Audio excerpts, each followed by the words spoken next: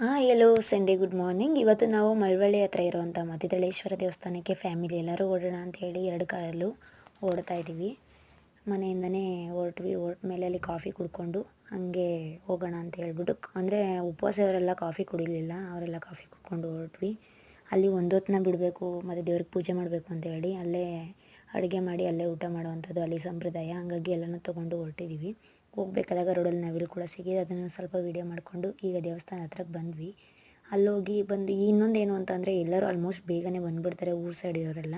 ನಾವು ಬೇಗನೆ ಹೋದರೆ ಅಲ್ಲಿರೋ ಜಾಗನ ಇಟ್ಕೊಂಡ್ರೆ ಒಲೆ ಗಿಲೆ ಒಳಕಲ್ಲು ಇದೆಲ್ಲ ಬೇಕಾಗೋದು ಅಡುಗೆ ಮಾಡೋದಕ್ಕಲ್ವಾ.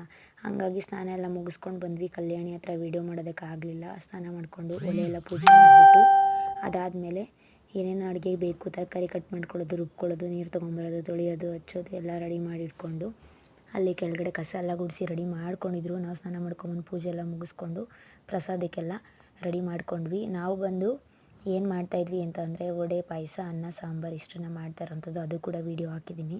ಅದನ್ನೇ ಮಾಡೋದನ್ನು ಪ್ರತಿಯೊಂದು ವೀಡಿಯೋನೂ ಕೂಡ ಮಾಡಿದ್ದೀನಿ. ಎಲ್ಲರೂ ಒಬ್ಬೊಬ್ಬರಿಗೆ ಹೆಲ್ಪ್ ಮಾಡಿಕೊಂಡು ಆಲ್ಮೋಸ್ಟ್ ಕೆಲಸ ಎಲ್ಲ ಮುಗಿತಾ ಬಂತು. ಪಾಯಸಕ್ಕೆ ಎಲ್ಲ ಇದೆಲ್ಲ ಬೇಕಾಗಿತ್ತು, ಅದನ್ನೆಲ್ಲ ತುರ್ಕೊಂಡು ರೆಡಿ ಮಾಡ್ಕೊಂಡ್ವಿ. ಅದಾದಮೇಲೆ ವಡೆ ಬೇಯಿಸೋದೇ ಸ್ವಲ್ಪ ಲೇಟ್ ಆಯಿತು, ಯಾಕೆಂದರೆ ಜಾಸ್ತಿ ನೆನೆಕಿದ್ವಿ. ಅದು ಹೆಂಗೆ ಕಾಲಾಯಿತು ಅಂತಲೂ ಕೂಡ ಗೊತ್ತಾಗಲಿಲ್ಲ. ವಡೆ, ಅನ್ನ, ಸಾಂಬಾರು, ಪಾಯಸ ಇಷ್ಟನ್ನು ಕೂಡ ಮುಗಿಸ್ಕೊಂಡು ಅದಾದಮೇಲೆ ದೇವರಿಗೆಲ್ಲ ಪೂಜೆ ಮಾಡ್ಕೊಂಡು ಬಂದ್ವಿ. ಅದು ಬಂದು ಮತಿದಳೇಶ್ವರ ಸ್ವಾಮಿ ದೇವಸ್ಥಾನ ಅಂತ. ಅಲ್ಲಿ ಮಹದೇಶ್ವರ ಮತ್ತು ನಾಗರಕಲ್ಲಿಗೆಲ್ಲ ಪೂಜೆ ಮಾಡಿ, ಹುತ್ತಕ್ಕೆಲ್ಲ ಪೂಜೆ ಮಾಡಿ ಅದಾದಮೇಲೆ ಒಂದು ಹೊತ್ತನ್ನ ಬಿಡಬೇಕು. ನಮ್ಮ ಕಡೆ ಯಾವ ರೀತಿ ಅಂತ ಅಂದರೆ ಒಂದು ಹೊತ್ತನ್ನ ಬಿಡೋದು, ಟೀ ಕಾಯಿಸ್ಕೊಂಡು ಕಡಲೆಪುರಿ ತಿಂದ್ಬಿಟ್ಟು ಒಂದು ಹೊತ್ತನ್ನ ಬಿಟ್ಬಿಟ್ಟು ಅದಾದಮೇಲೆ ನಾವೆಲ್ಲ ನೆಲದ ಮೇಲೆ ಊಟ ಮಾಡಬೇಕು ಅಂತ ಅಂದ್ಕೊಂಡಿದ್ವಿ. ಎಲ್ಲ ಮುಗೀತು. Thank you. ಈ ವಿಡಿಯೋ ಇಷ್ಟ ಆಗಿತ್ತು ಅಂದರೆ ಸಬ್ಸ್ಕ್ರೈಬ್ ಮಾಡಿ, ಫಾಲೋ ಮಾಡಿ.